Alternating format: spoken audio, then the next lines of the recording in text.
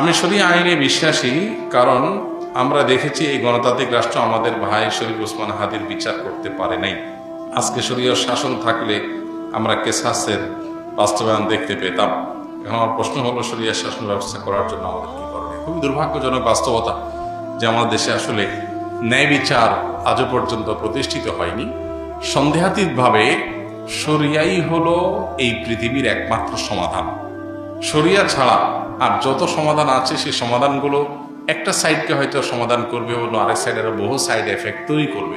এটাই হলো বাস্তবতা। গোটা বিশ্ব জুড়ে তাকালে আমরা দেখতে পাই মানুষ একটার পর একটা সিস্টেম চেঞ্জ করবে, শান্তির দেখা ততক্ষণ পর্যন্ত পাবে না যতক্ষণ পর্যন্ত আল্লাহর দেওয়া সিস্টেমে সে না আসবে।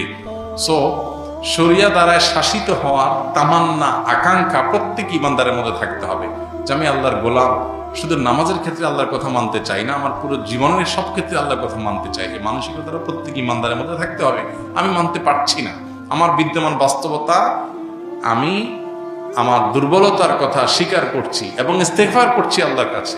সেই সাথে আমার নিয়ত আছে, ইচ্ছা আছে, স্বপ্ন আছে। এই চেষ্টা করতে হবে যে আমি ভালো চাই, শরিয়া চাই সব ক্ষেত্রে।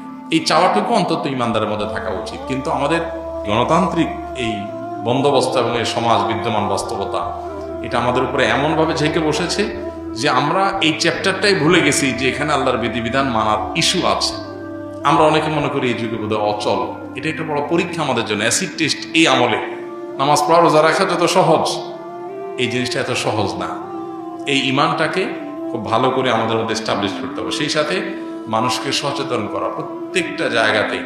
আল্লাহর দিনই যে আমাদের জন্য কমপ্লিট কোড অফ লাইফ, এর বাইরে আর কিছু যে সমাধান হতে পারে না, এটাই যে চূড়ান্ত সমাধানের পথ, সেটা মানুষকে যেমন বোঝানো দরকার। সেই বিউটি সৌন্দর্যগুলো মানুষের মধ্যে এস্টাবলিশ করা দরকার, নিজের মধ্যে এস্টাবলিশ করা দরকার। আমরা অনেকে নিজে শরীয়ত চাই, কিন্তু নিজের মধ্যে শরীয়ত নাই, বা আমি শরীয়তের চর্চা নিজে ঠিক মতো করি না।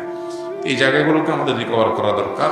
আল্লাহ তাআলা আমাদেরকে আমাদের সেই কাঙ্ক্ষিত স্বপ্নে আল্লাহর শরিয়া দ্বারা শাসিত হওয়ার তৌফিক আল্লাহ তাআলা আমাদেরকে দান করুন। ইনসাফ দ্বারা আল্লাহ তাআলা পুরো দুনিয়াকে পরিপূর্ণ করে দিন।